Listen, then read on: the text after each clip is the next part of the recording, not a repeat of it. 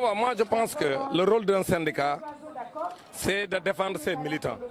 Puisqu'il y a des sages-femmes ou des personnels de santé qui sont en prison, c'est normal que les syndicats de la santé les soutiennent. Moi, je n'ai pas de problème par rapport à ça.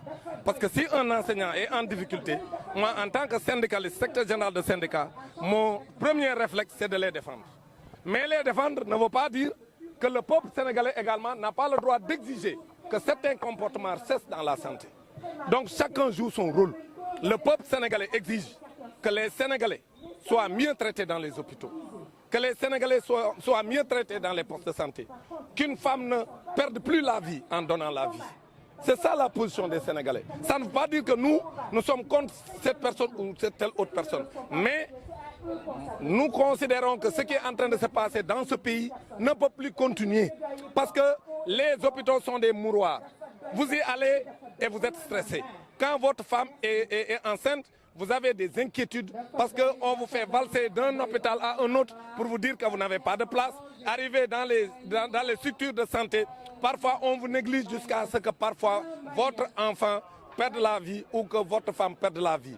Donc nous considérons que tout cela doit montrer au président de la République que les Sénégalais aujourd'hui se préoccupent de leur santé. Nous ne pouvons plus laisser le président de la République et son gouvernement jouer avec la santé des Sénégalais. Nous voulons qu'il y ait un plateau médical relevé. Nous voulons que le budget du ministère de la Santé soit utilisé de façon rationnelle. Qu'on arrête la corruption au niveau du ministère de la Santé. Qu'on arrête la gabegie au niveau du ministère de la Santé. Que le ministre Diouf Sarr soit recadré ou dégommé pour qu'on nous mette à la tête du ministère de la Santé quelqu'un qui a les capacités donc de conduire les destinées de notre santé parce que les Sénégalais ne veulent plus vendanger leur santé. C'est ça le débat aujourd'hui au Sénégal. C'est-à-dire dans toutes les structures de santé, nous avons constaté qu'il n'y a pas un plateau relevé.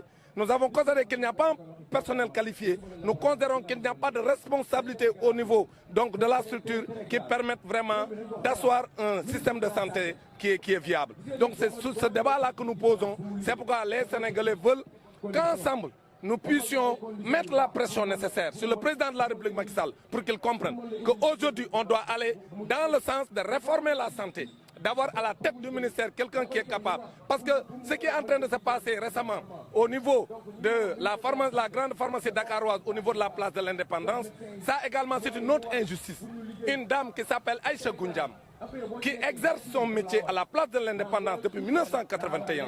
Mais parce que tout simplement, Macky Sall a sa cousine, qui s'appelle Aminata Gassama, qui est la fille de son homonyme, veut lui donner, et qui est la femme d'Abdoulaye Baldé, qui est un allié du président de la République, on va arracher donc la pharmacie des mains de Aïcha Goundiam pour la confier à Aminata Gassama, qui est donc une parente du président de la République. Ça, c'est inacceptable.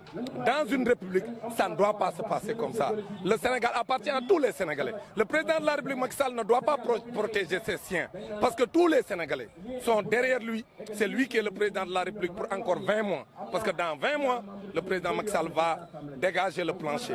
Il va quitter ce pays parce qu'il ne peut pas être candidat. Maintenant, pour les 20 mois qui lui restent, nous lui demandons d'arrêter ces injustices. Nous lui demandons de faire les investissements nécessaires au niveau de la santé, de faire les réformes, de prendre les bonnes décisions pour que les Sénégalais se sentent en sécurité dans leur pays. C'est ça qu'on attend du chef de l'État.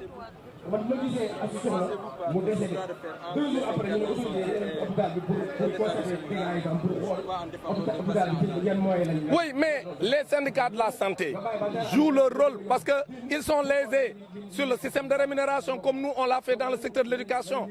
Donc moi je comprends bien vraiment les syndicats qui défendent leurs travailleurs pour l'amélioration des conditions d'existence et des conditions de travail. Donc moi je suis en phase avec la force Andegessem parce que je considère qu'ils sont lésés les personnels de santé. C'est ça la vérité. Maintenant, je les comprends également qu'ils défendent un des leurs ou 4 des leurs parce qu'ils ont 4 personnels de santé qui sont en détention préventive. C'est normal que le syndicat les soutienne, que le syndicat lance un mot d'ordre pour exiger leur libération. Moi, je le comprends, parce que si des enseignants étaient en prison, quel que soit le motif, je serais là pour faire la même chose. Donc, mais ça ne veut pas dire que nous aussi, ça nous ôte notre droit, nous les Sénégalais, d'exiger une santé de qualité. Donc, chacun joue son rôle. Moi, je comprends bien le syndicat de la santé, les différents syndicats de la santé avec la position qu'ils ont actuellement.